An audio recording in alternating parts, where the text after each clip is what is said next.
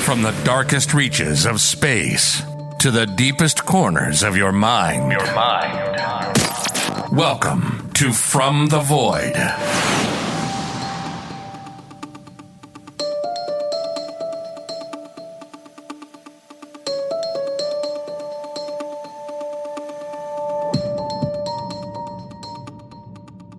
I once asked the question, what if you found out that your father not only committed murder, but what if he turned out to be potentially one of the most prolific serial killers of all time?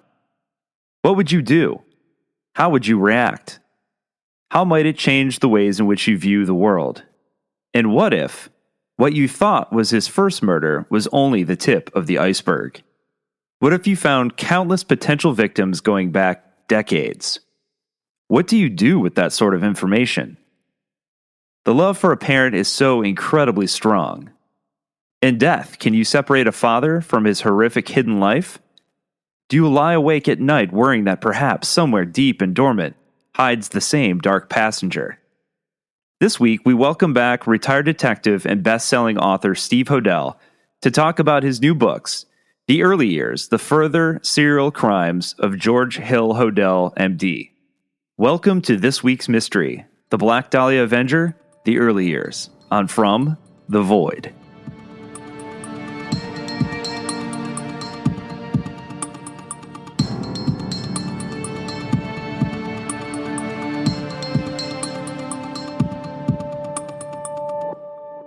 All right, welcome back to the podcast. I'm so excited to have Steve Hodel back on with me. Thank you for joining me again. Good to be back with you, John. Absolutely. So last time we talked, it was season 2, and we talked about the fact that you were coming out with some new material on the early murders that you link your dad to. And so I think when we spoke, it was originally going to be one book and ended up being 2 books. So tell me about you obviously do meticulous research, which is why I love your research, your books, because you dig deep. So tell me about what happened that resulted in 2 books as opposed to 1. Okay, well, actually, I got to catch you up. We're actually, it's now 8 books. 8. Wow. But I started out, of course, with, this whole thing began, as many of your listeners may know, who any have read my books, is that it started out with my father's death back in 1999. And I can't believe it, but it's now, 23 years later. Yeah. And it's my most recent books in the early years, which I just published some months ago, is actually books 7 and 8. And as you say, I thought this would be book 2, the early years. I started out with Black Dahlia Avenger. And of course, as you may remember, I was confident my father had nothing to do with this. And I was going to show, with my background and stuff, I said, hey, in 10 seconds, I could show you he had nothing to do with it. Once I found out he was an actual suspect after his death. And I made the mistake of following the evidence. And the doors kept opening. And about a year and a half into it, almost 2 years later, it was pretty much a dead bag case against him as being the actual suspect on Elizabeth Short, the Black Dahlia, which was that infamous murder from 1947. So as I was investigating that murder, of course, I was doing a deep background search in regards to LA and its history. And of course, some of these crimes started popping up from the 40s and the 30s. And the 20s, and I said, no, there's no way that he could be connected to these. But I was informed, I didn't know they existed. That was way before my time. But I became aware of these crimes as infamous whodunits. And by the time I got finished with my investigation, I said, I'm going to have to take another deep dive back into these early years. Because a lot of them sound like his crime signature, his MO. So that'll maybe be book 2, but I'll get into that later. So I came out with Black Dahlia Avenger in 2003. And then I said, okay, I'll start with the early years. But actually, on the way, much to my surprise, once I got into the Dahlia investigation, I realized that he was responsible for a number of serial crimes in the 40s, which I named the LA Lone Woman murders.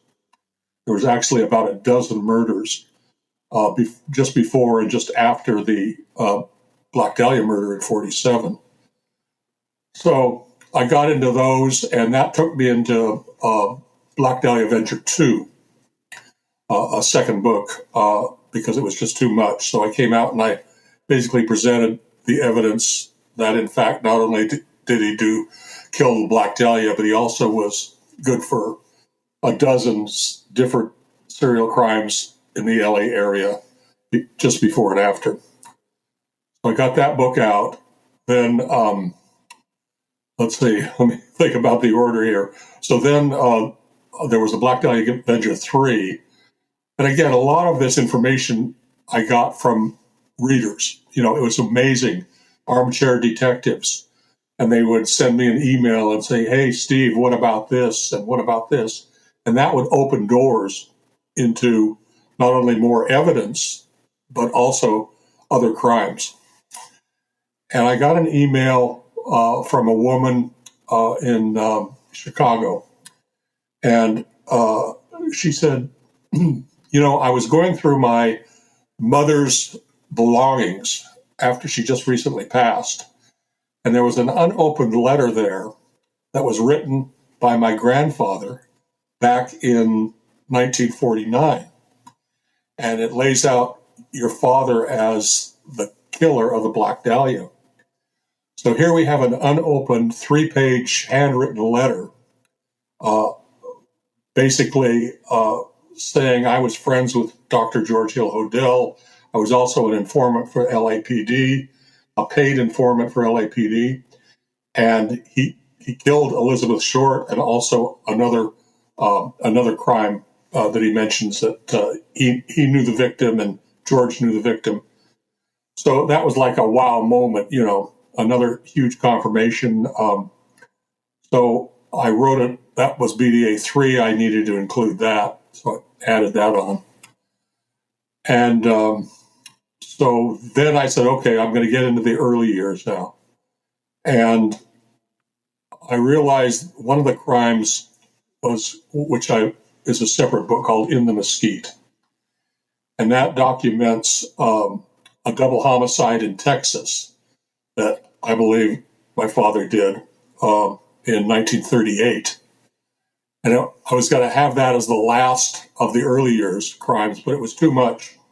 It was more than a chapter. There's no way I could do it in a chapter. So actually I wrote a separate book on that, In the Mesquite.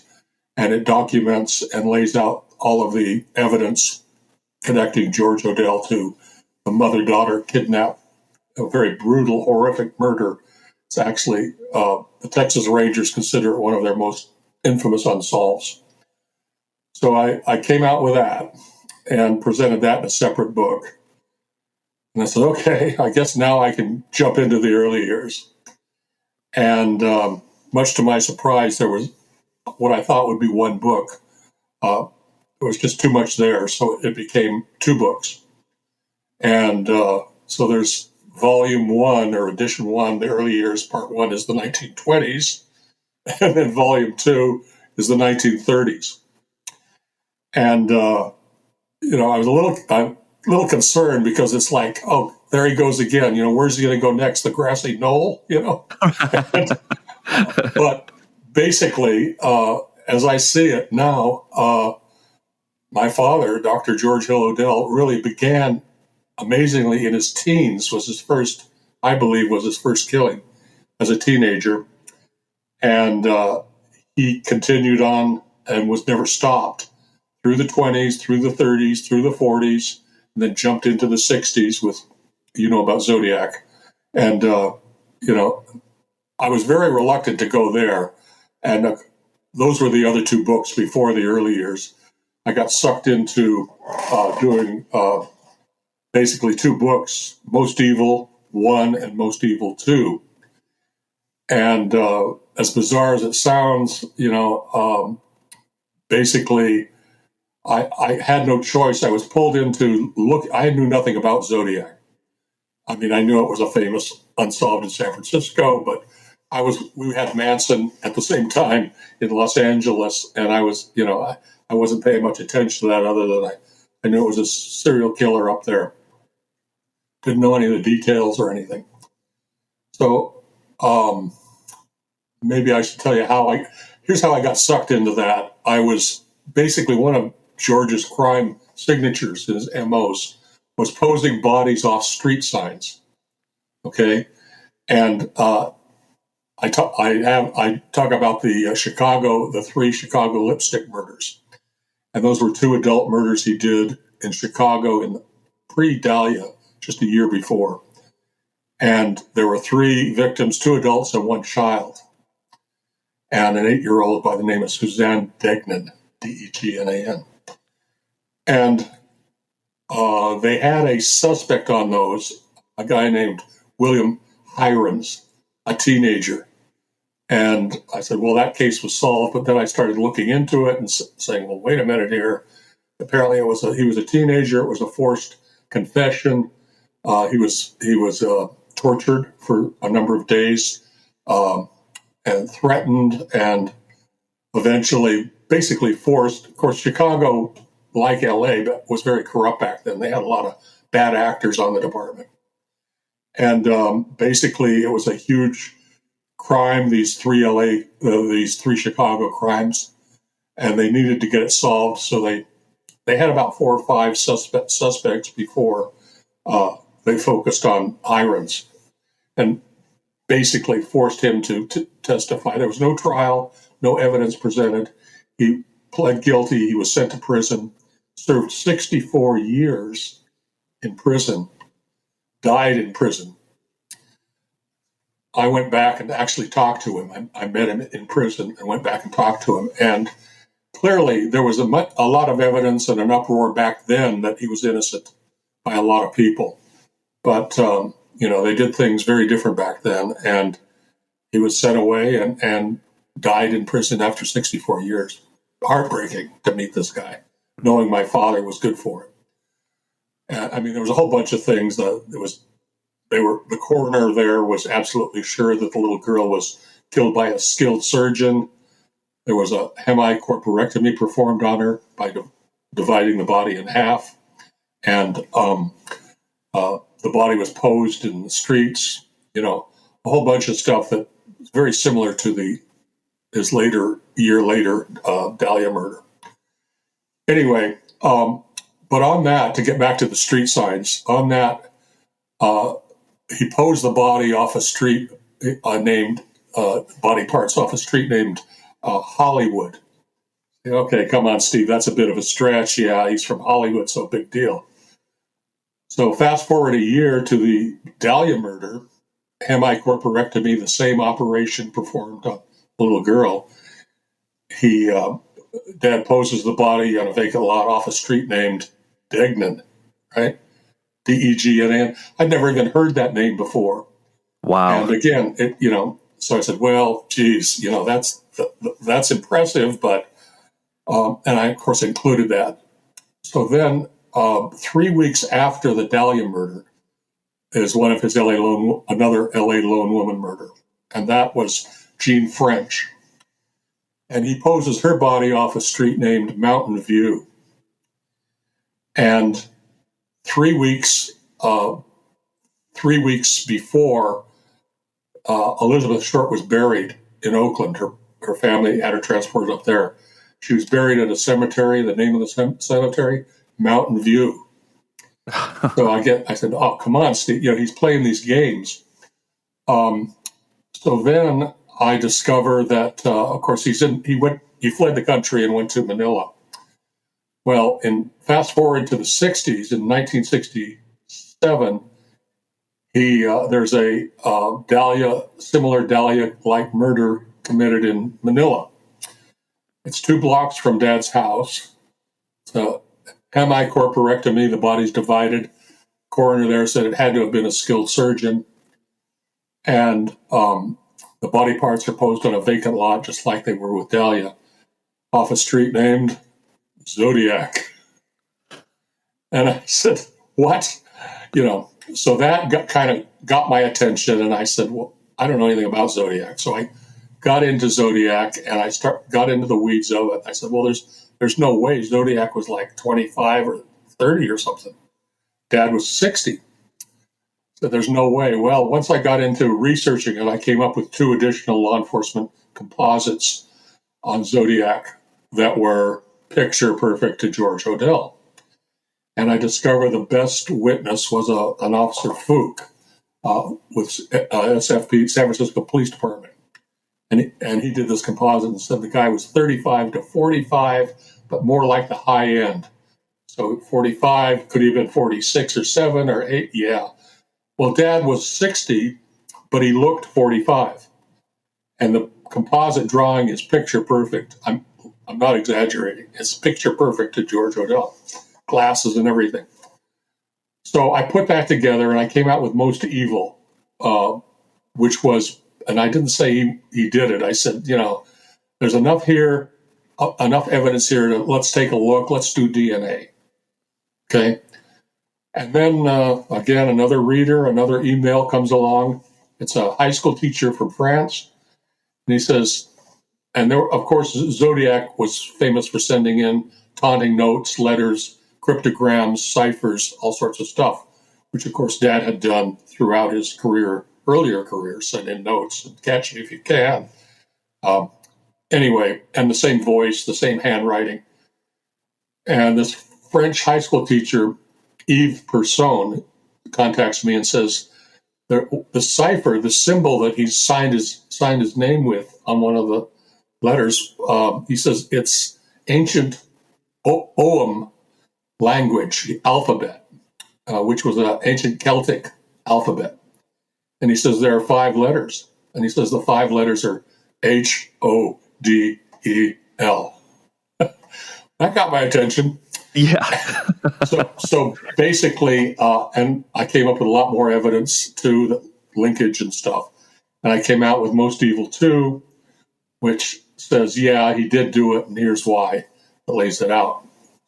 So those 2 books popped up in between. And then eventually I got to the early years. I said, okay. I took a deep breath and I said, it's time to take a look at these 1920s and 30s crimes. So, basically, book 1, part 1, does a lot of biographical information on my grandparents, his parents, his father and mother. And maybe we can do a little bit on that. They were George Goldgifter was his name. He was born in Kiev, Russia. And he, at age 21, of course, he was Jewish. And at age 21, they were conscripted into the Tsar's army. And they were like almost like slaves. It was a terrible life. So George determined to get out of town. And he disguised himself as he was pretending to go see his sick grandmother, and got on the train. And he writes this amazing essay called Escape. And he lays out exactly how he did it, what he went through, how he was almost caught. But he makes it across the Polish line and goes on, and it just assumes the name Hodel. I think it's a fairly common Swiss name. At any rate, he assumes the name Hodel, goes on to Paris, where he meets this attractive young woman by the name of Esther Leof. She was born in Russia, apparently of royalty. I haven't been able to exactly nail that down, but and she was a Russian, and she was a dentist in Paris in 1901. Amazing, very unusual for a woman to be a dentist in Paris at that age. And so they fall in love and they get married, and they come through Ellis Island back in 1903, I think it was. And they're in New York for a short time. Then they come west to Los Angeles. And George They have one son. He's George Hodel Jr., and he's born in 1907. And then, I can't recall if we did his bio on an earlier podcast with you or not, but it was, I don't know if we want to go through his bio or not, but it's pretty amazing, an exceptionally amazing individual. Yeah, talk a little bit of. Well, I think what might be interesting is to talk a little bit about. Obviously, we talked about the fact that he was a brilliant mind, very, very smart, very intelligent. Right. I think we talked about obviously his training as a doctor, but what's really interesting, and you dive deeper, I think, into this in these early books, is his even going back further in his childhood, he was a prodigy, and there are a lot of interesting things that kind of set him up to kind of understand the police system and crime and all these sorts of things, from his essays to his ride-alongs. So talk a little bit about, and talk a little bit about his parents too, because you kind of wonder anytime we come across a serial killer, what was their childhood like? Was it abusive? Was it fairly normal? Right. What was that like? Yeah, well, again, you're right. I mean, as a child, of course, at age 6, he started playing piano. And by age 9, he was a child prodigy pianist playing his own concerts at the Shrine Auditorium in Los Angeles. Highly gifted. His music teacher, said he's going to go far as a pianist. Very high IQ. He tested out at 186, 1 point above Einstein. That skips a generation, but my boys were in good shape. And his father was an accountant, got into real estate sales. His mother, and I try and look at a number of these triggers, and it's a bit difficult, but his mother was also brilliant mind, but also very controlling. And he was very much like let's say a little Lord Fauntleroy type. She saw him as, far, far better than any other child around him his age, which in many respects he was. But he was extremely pampered, but she was also very controlling. I write in the books about one incident that my mom told me. He said, your father really hated his mother. I said, why would he hate his mother? And she said, well, she was very controlling, and she gave me an example that Dad had told her. He said, apparently he came in after a piano practice and said, Mom, can I go out and play baseball with the boys now? She said, no, Georgie, you're a pianist, not a baseball player. You'll hurt your hands. That kind of thing. And I think also incest. I suspect there was sexual abuse, either from his mother or from some other family member. What we know is when he grew up, he turned into a real monster, a misogynist of the highest order, a sadist. Not only did he take pleasure in his killings, but he took pleasure in the torturing and the beating and the slow killing. He was also a nihilist. He hated humanity. I think probably congenital insanity is part of it. He was rejected not only by his peers and his fellow students because he was so far much more advanced than them. He went to Caltech at age 14. Actually, he just turned 15. He entered Caltech University 2 or 3 years ahead of his age group. And of course, I think he was rejected. He was probably what we call today a super nerd, And right. I think he was rejected on many counts, many fronts. So all of this came together kind of in a perfect storm to create this hatred of humanity, hatred of people and stuff. But he was also extremely handsome, extremely charming, highly educated, extremely well-read. He knew everything and anything. And he had this ability when he would walk into a room and everybody would gravitate to him, and it would be like you're in the presence of the Pope. He had that kind of charisma and charm, and he could speak on anything at length. And I was, I loved my father. I was, enamored with his amazing abilities, and never suspected that there might be this monster inside of him.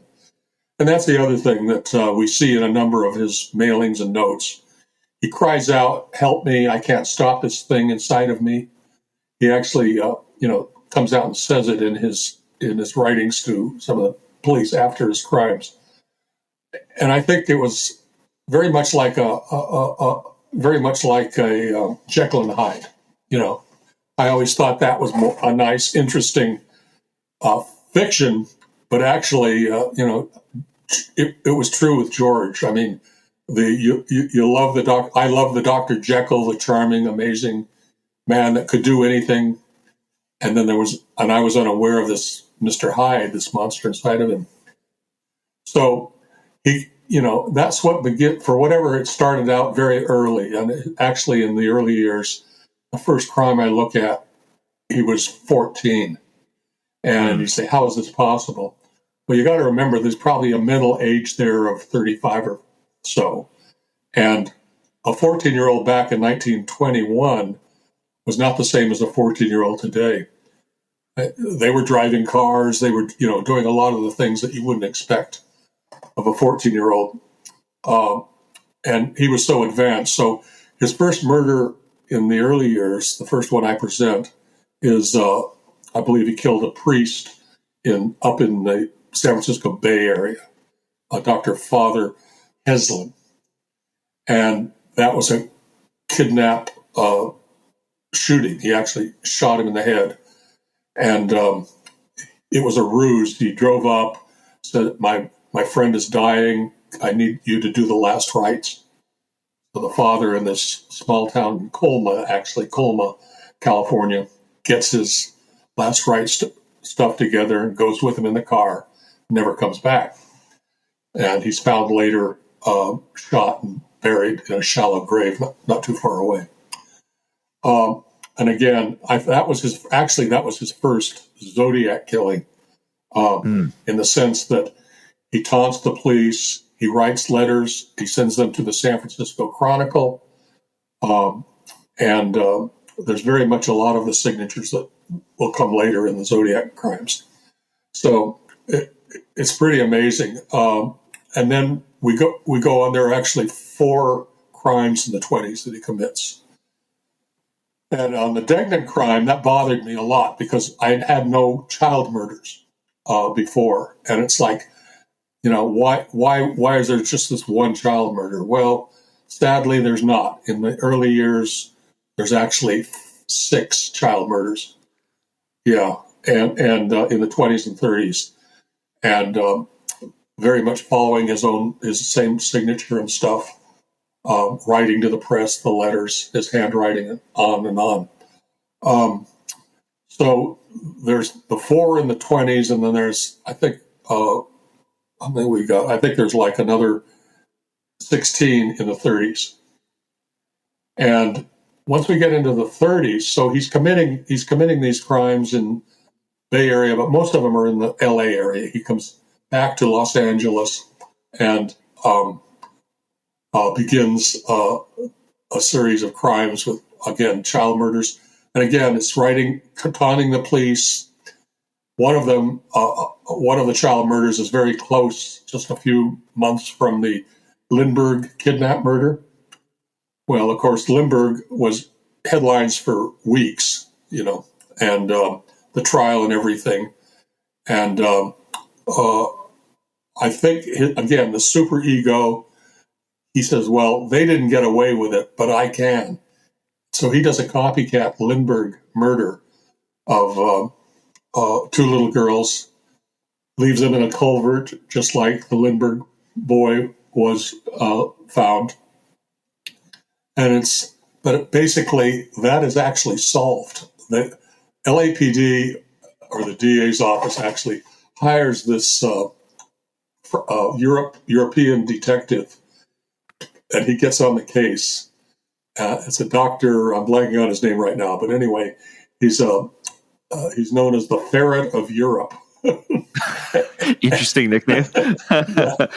And he gets on it, and he takes up lodging in the Biltmore Hotel, which is the brand new Biltmore Hotel of all places. Of course, that's where Elizabeth Short was last seen leaving out of in the 40s. Anyway, he gets on it, and he says, I've solved it. And he comes up with two names of two individuals, and he says, and this is why, and he connects it again to the Lindbergh. He thinks it's a copycat for the Lindbergh, and he actually gives the two names. Well, the names are never released, and I'm very confident that if they probably have been disposed of like everything else has in my findings, but I'm very confident those two names would have been George Hodel and Fred Sexton. And Sexton is an accomplice of his in many of his crimes throughout the time, and he leaves and flees to Mexico when Dad leaves and flees to Hawaii. And so basically, I think that they were given the names, and for whatever reason why they never are released and never followed up on. And so that then we get into the 30s, and what I discover is, well, there are a lot of very infamous unsolved crimes that I look at. Some very well-known ones that are long forgotten, but were prominent in headlines for weeks and months. There's a number of crimes in the early years, again, like Irons, that are, an innocent person is convicted.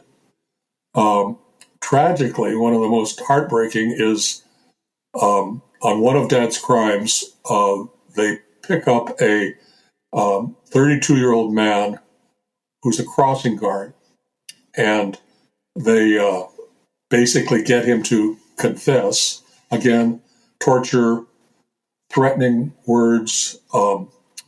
He's got an IQ of 65, and basically the cops say, look, either you confessed it, and there's a mob outside of the courthouse yelling and chanting to hang him, yelling out his name.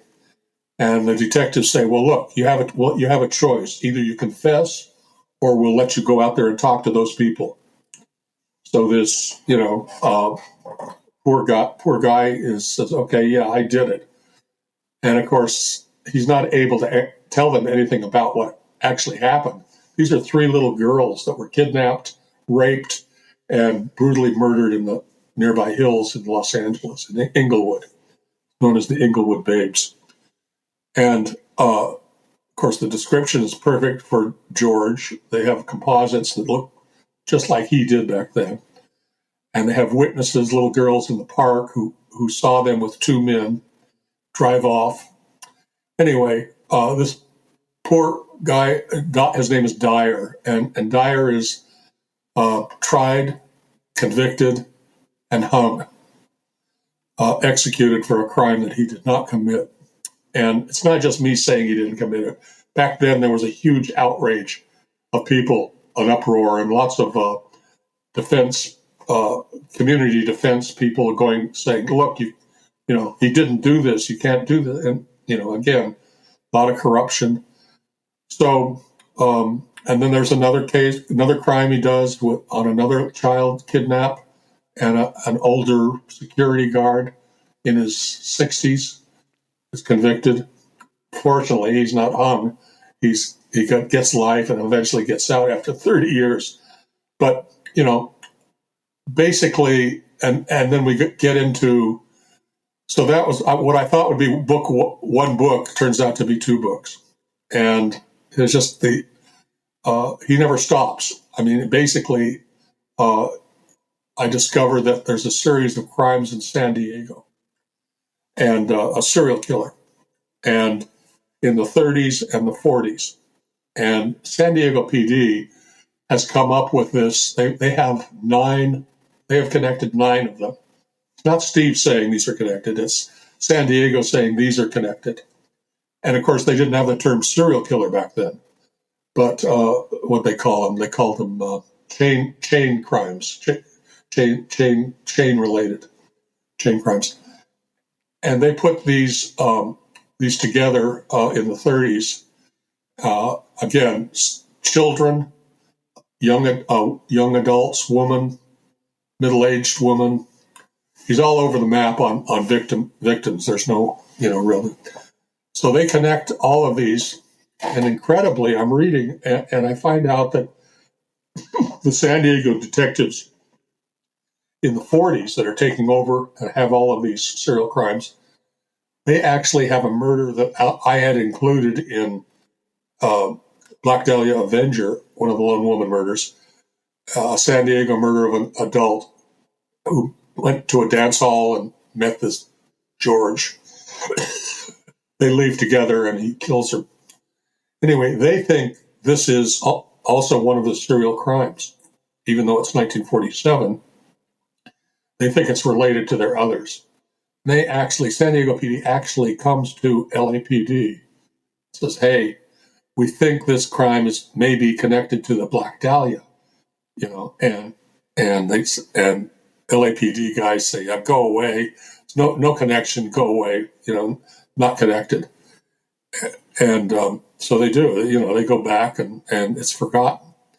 So even, again, it's rewarding for me to have, I can talk for 100 hours about how all of this comes together, but to have it verified or suspected by outside actual law enforcement agencies is another matter.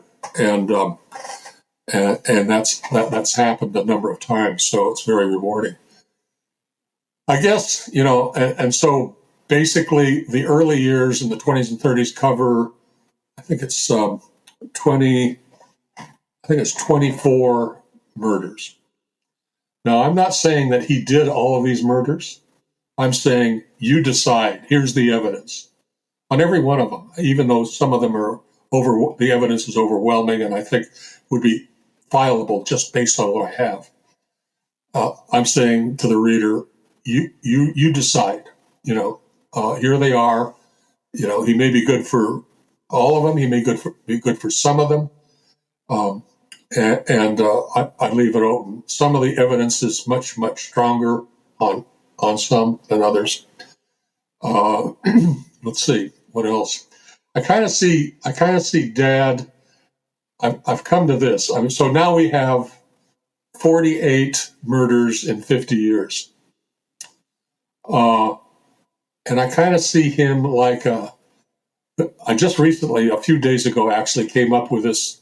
I kind of see Dad in a way as a man-eating tiger, and on the loose, and he's going to keep killing until he's stopped, or he dies, or he's imprisoned. And I think that's what happened. He started in the 20s and never stopped. And I came across a article recently. It's called the Champawat Tiger. Have you ever heard of that? No. I hadn't either. And it's he holds the Champawat Tiger, also known as the Champawat Demon or the Champawat Devil. It was a tigress on the loose in India and Nepal, and the tigress holds the world record for killings. 436 documented victims. Wow. Over 7 years. And finally they hired an Englishman, Jim Corbett, who hunted it down finally and shot it and killed it. Well, I don't want to get into the woo-woo of this, and I'm not supporting this. I'm just going to present the facts. The tiger was shot and killed after 7 years of killing 436 victims. It was shot and killed in 1907. Dad was born in 1907. I'm not saying there's any connection, but for those that are mystically or metaphysically inclined, did the spirit of the tigress enter him? I'll leave that for you to decide. But I just thought it was meaning. But my point being that, the tiger, and apparently what they discovered, this Jim Corbett became a conservationist and gave up his hunting values and became very supportive of animal, protection and stuff after that. And what he discovered was that apparently the tigress had a broken jaw and had been shot by someone or somewhere, and he believed that was revenge. That the tiger was actually became a revengeful killing, machine. Whether that's true or not, who knows? But we do know that the tigress did kill 436 people, and until it was brought down, that was a 7-year span. So I kind of see Dad in that same light, for whatever reasons, and we've talked about some of them that caused him to become so hateful of humanity and of people. He began it and never stopped, and just was this tiger roaming basically California, although he did get to other places, but most of his kills were in California, northern and southern. And, at this point, I've been through every possible emotion you can go through, because I think it's very clear I loved my father. I had tremendous respect for him. When I started out, I was confident I would be able to show he had nothing to do with these crimes. And then in following the evidence, it took me 180 degrees in the opposite direction. And, I've been through every possible emotion you can think of: anger, hatred for this monster inside of him. And now I'm just at a point where it's just a terrible sadness. I mean, it's such a waste. With his intelligence and abilities, he could have cured cancer. He could have done so much for humanity, and sadly, he became this monster instead. And he was good at everything he did. And sadly, choosing this profession as a serial killer, he was, well, I think he's probably right up there with one of the worst, if I'm right. And of course, we know I'm right in many of the cases. And I'll leave it to the reader to decide whether he's good for these. And it could well be that he's good for half of them or more of them, all of them. I don't know. But, some I have much stronger evidence than others. What else? I guess basically, the other thing is, I don't know if I mentioned this to you, but we're coming out with a docuseries on my books. This will be the first 5. It'll be Dahlia, Lone Woman Murders, Zodiac, Manila, Lucilla Lou Murder in Manila, and the Chicago. So those are the first 5 books. So it'll include those. It'll probably be, 4 or 5 part mini docuseries. So we hope to have that out next year. And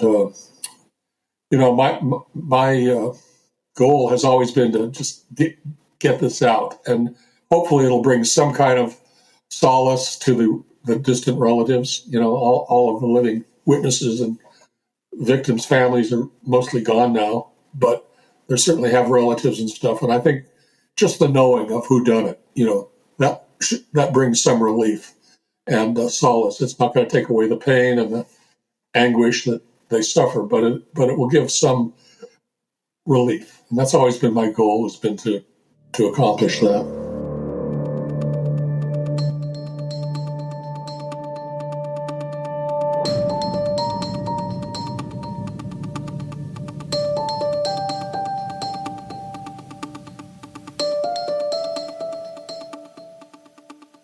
Thanks for listening to part 1 of the Black Dahlia Avenger, The Early Years. I'll be back next week with part 2. If you enjoyed this or any of the previous episodes, please subscribe, rate, and review, and please tell a friend. Until next time, you've been listening to From the Void.